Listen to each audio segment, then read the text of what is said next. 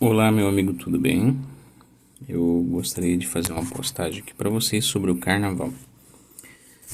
Eu sei que já tem muita gente comentando sobre isso, mas eu quero dizer aqui algo sobre o carnaval. De forma muito rápida, eu vou estar mostrando aqui um vídeo do quanto chega o nível de depravação e de perversidade das pessoas que participam dessa suposta festa, dessa atitude, né, desavergonhosa. As pessoas elas saem praticamente nuas, né? É uma época em que a pessoa não perde a vergonha, ela simplesmente mostra que nunca teve ou que em algum momento atrás já perdeu a vergonha e o temor a Deus e o respeito à fé alheia, né? O respeito àquilo que é sagrado. A palavra de Deus diz assim em Gálatas, capítulo 5, versículo 19: Porque as obras da carne são manifestas, as quais são prostituição, impureza, lascívia, ou sensualidade, né, exposta, idolatria, feitiçarias. Aqui em feitiçarias inclui o uso de drogas, entorpecentes, inimizades, porfias, brigas, né, disputas, né, animosidade, né, emulações, que são ciúmes doentios, né, iras, excesso de raiva, pelejas, dissensões, heresias, né, ou facções, divisões, né, pessoas que dividem organizações, igrejas, né, ministérios, homicídios. Homicídios, a Bíblia diz que odiar alguém já é homicida, né, já é homicídio. Bebedices, glutonaria, né, gulodice, né, e coisas semelhantes a essa. Ou seja, às vezes não é literalmente isso, mas é bem parecido. Então são coisas semelhantes a estas, acerca das quais vos declaro, como já dantes vos disse, que os que cometem tais coisas não herdarão o reino de Deus. Então a palavra de Deus ela é bem clara, ela é bem objetiva. Ela afirma aqui que os que praticam tais obras, tais atitudes, não herdarão o reino de Deus. Então, o que a palavra de Deus ela orienta? Arrependimento. Há esperança para essas pessoas? Deus sabe o quanto elas se distanciaram, o quanto elas se afastaram. E Deus é quem pode conceder arrependimento, né? A Bíblia fala que só tem um pecado que não tem perdão, que é a pessoa blasfemar contra o Espírito Santo. Todos os outros pecados são perdoados. O que essas pessoas não entendem é que muitas vezes quando elas se voltam contra o que é sagrado, elas começam a profanar o nome de Deus e profanar as coisas santas de Deus. E há muitas vezes o risco delas caírem num pecado de blasfêmia, quando elas afrontam as coisas santas de Deus,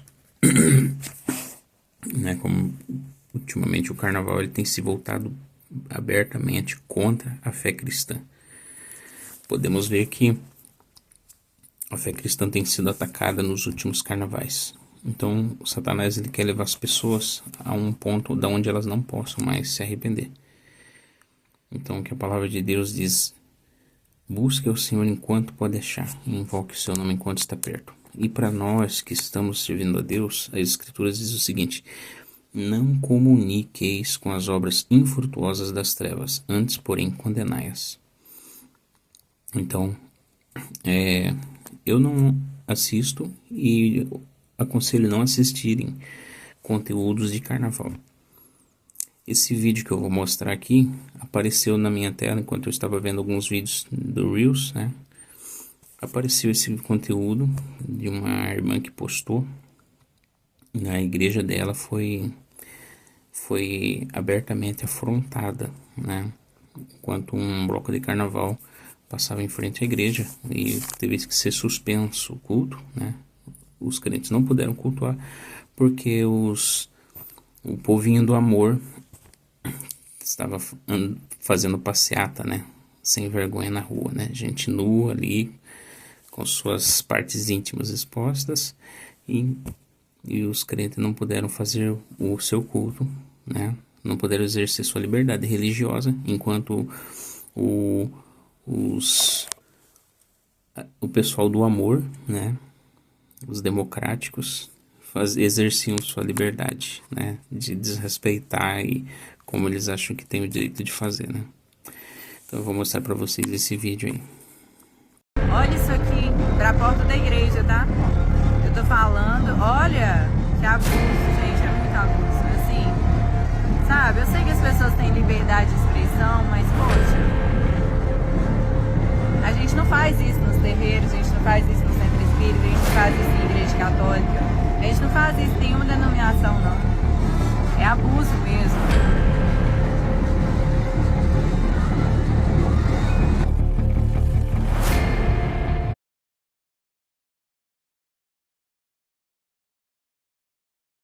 Então, pessoal, vocês observaram, né, como não houve nenhum pingo de respeito, nem um pouco de pudor, né? Ali a gente vê uma pessoa, né, sacudindo ali seu órgão genital na frente da igreja, né, uma forma aberta de desrespeito, né?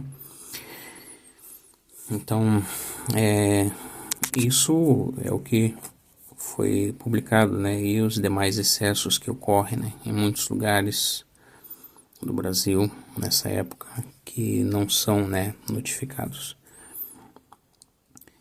A palavra de Deus diz que nos últimos dias, né, nos últimos tempos, né, e nos últimos dias seriam tempos trabalhosos, né, porque haveriam homens amantes de si mesmos, né, soberbos, blasfemadores,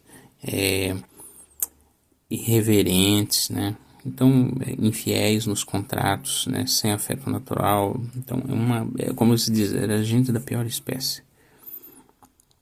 E o que torna esse tempo trabalhoso é lidar com esse tipo de pessoas, porque isso daí não seriam pessoas distantes, seriam pessoas próximas, né? A palavra de Deus, ela nos diz que seriam pessoas próximas no nosso convívio, muitas vezes, né? E a gente precisa orar buscando a graça de Deus para que esses dias maus passem depressa, né? E que Deus envie sobre o Brasil um grande avivamento. E Deus vai enviar. O avivamento está vindo, mas antes Deus vai desmascarar.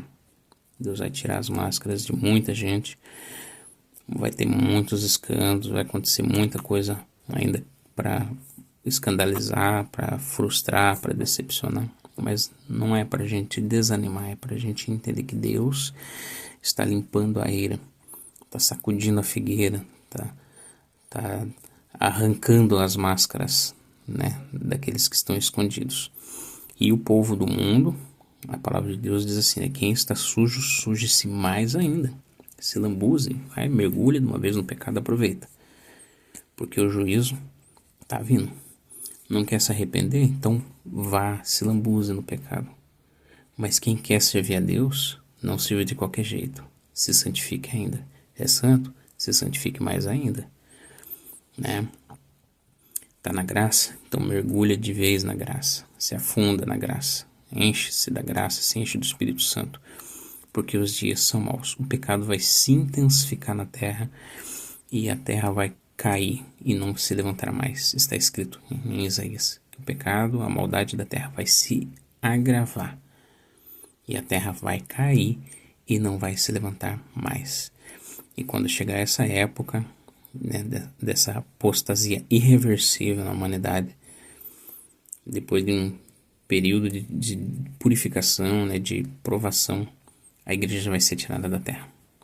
Então fiquemos firmes, busque a Deus, não deixe de orar, não deixe de ler a Bíblia e não deixe de congregar na sua igreja, porque a reunião dos santos atrai a presença de Deus. Deus não trabalha em desunião, tá? Ah, mas eu sirvo a Deus em casa. Amém, deve servir. serve em casa, no seu trabalho, no seu dia a dia. Mas o seu culto, a sua reunião com os santos não pode ser deixado de lado. Porque isso é um princípio bíblico, isso é um preceito bíblico, né? A união. Porque Deus habita no meio dos louvores, onde estiverem 2 ou 3 reunidos em meu nome. Então, quando nos reunimos no templo para adorar a Deus, ali formamos a cidade de Deus, o santuário das moradas, porque eu sou morada, cada outro irmão é morada do Altíssimo, né? O templo do Espírito Santo. Então, onde há um conjunto de moradas, forma-se a cidade de Deus. E há um rio cujas correntes alegra a cidade de Deus. Amém? É o rio de Deus, o Espírito Santo, ele alegra a cidade de Deus, que é o santuário das moradas do Altíssimo. Ele não está falando de cidade física, de prédios, está falando de pessoas que são o templo e morada de Deus, que estão reunidos para adorarem ao Senhor. E ali o rio de Deus alegra a cidade de Deus. E Deus está no meio dela, ela não será abalada. As portas do inferno não vão prevalecer contra a igreja. Isso é só mais um sinal, uma manifestação de que Deus está conosco. Porque o inimigo ele se levanta contra o povo de Deus, né?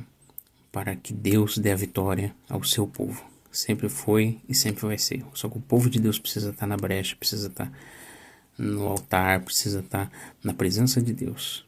Amém? Que Deus abençoe.